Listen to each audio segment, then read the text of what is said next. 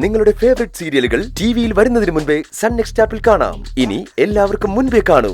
ഇപ്പോൾ തന്നെ sun next app download ചെയ്ത് സബ്സ്ക്രൈബ് ചെയ്യൂ. മോൻ ഇവിടെ വന്നിരിക്കായിരുന്നോ? വാ, നമുക്ക് ഭക്ഷണം കഴിക്കാം. അമ്മ ഉണ്ടാക്കിയതാ? പിന്നെ ഇവിടെ ആരാ ഭക്ഷണം ഉണ്ടാക്കാൻ? എല്ലാം ഞാൻ തന്നെ ഉണ്ടാക്കിയതാ. കല്യാണം ഒന്ന് കഴിഞ്ഞോട്ടെ, ഒരു ജോലി കരിയ വെക്കണം. അമ്മ ഇനി അടുക്കളയൊന്നും കിടന്ന് കഷ്ടപ്പെടണ്ട. അങ്ങനെ ഒരു ജീവിതം പണ്ട് ഞാൻ സ്വപ്നം കണ്ടിരുന്നു, എന്റെ സുതിമോൻ ഉണ്ടായിരുന്ന കാലത്ത്. ഇപ്പൊ ആ പ്രതീക്ഷയൊന്നും എനിക്കില്ല. സുധി സാറിന് പകരമല്ലമ്മേ ഞാൻ വരാൻ പോകുന്നത്. സുധി സാർ ഉണ്ടായിരുന്നപ്പോ എങ്ങനെയാണോ നിങ്ങൾ ജീവിച്ചുകൊണ്ടിരുന്നത് അതിനേക്കാൾ ഭംഗിയായിട്ട് നിങ്ങൾ ജീവിക്കും. അമ്മോ കഴിക്കാം. സാറ് കഴിക്കാൻ പോവാണോ? അപ്പോഴേ ദിവസം വന്നിരുന്ന് വെട്ടി വിഴുങ്ങിയ മാത്രം മതിയോ? അതെങ്ങനെ ഉണ്ടാകുന്നു കൂടി അറിയണ്ടേ? ഞാനല്ലേ ഉണ്ടാക്കുന്നത്? ഉണ്ടാക്കുന്ന അമ്മയാ. അമ്മയ്ക്കത് ഉണ്ടാക്കാൻ ആരാ സാധനങ്ങളൊക്കെ വാങ്ങിത്തരുന്നത്?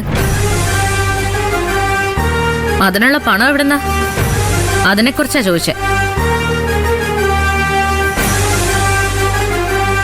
കുറെ കാലം ഓസിനിവിടെ കഴിഞ്ഞില്ലേ, ഇനി അത് പറ്റില്ല. ഇനി ശരത്തിന് ഇവിടെ താമസിക്കണമെങ്കിൽ വാടക തരണം.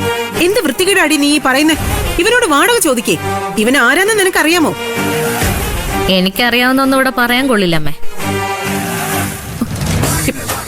പിന്നെ നിത്യയുടെ ഭർത്താവാകാൻ പോകുന്ന ആൾ എന്നാണ് അമ്മ ഉദ്ദേശിക്കുന്നെങ്കിൽ അതായിട്ട് എന്നോട് പറഞ്ഞാ മതി. കല്യാണം കഴിഞ്ഞതിന് ശേഷം അതുവരെ ഇവനൊരു ഔട്ട്സൈഡറാ.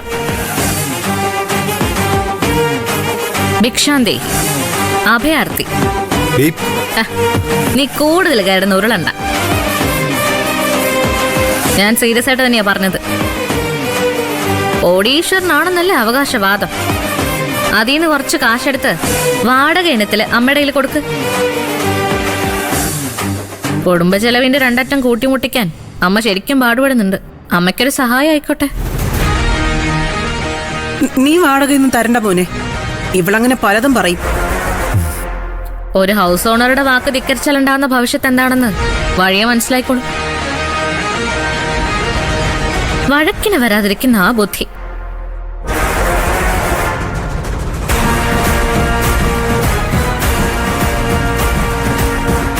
മോൻ വാ കഴിക്കാം. വേണ്ടമ്മേ, വയറ് നിറഞ്ഞു.